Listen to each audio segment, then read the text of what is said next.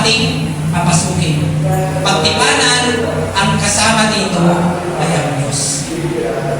Kaya iba takot magpakasal sa simbahan. Bakit? Kasi takot silang mangako sa Diyos.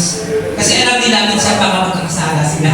No? At mahirap takasan na ang saksi ay ang Diyos. Kung kasal ka sa civil, mayor lang yun. Minsan abogado lang, nagayamin yung may wedding authority. Binabantayan ba kayo ng mayor, nagkasal kayo civil? Hindi. Binabantayan ba kayo ng judge, nagkasal sa inyo? Hindi. Bahala kayong dalawa sa inyo na lang yan. No? Kasi nagpirmahan na kayo.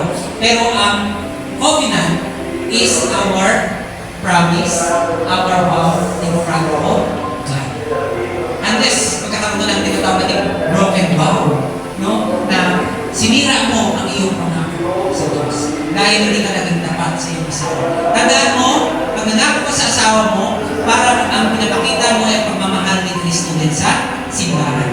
Kayo ang maging modelo ng pagmamahalan ni God sa kanyang simbahan. Kung ikaw ay naging unfaithful, parang pinapakita mo din sa ibang mga tao na si God ay unfaithful. Kasi kayo na dapat ang maging example ng love ni God to other people. Later on, maramdaman ng mga anak nyo that God is present in their family because they feel your love and your love to each other. Kaya may kasabihan, when there is God, there is love.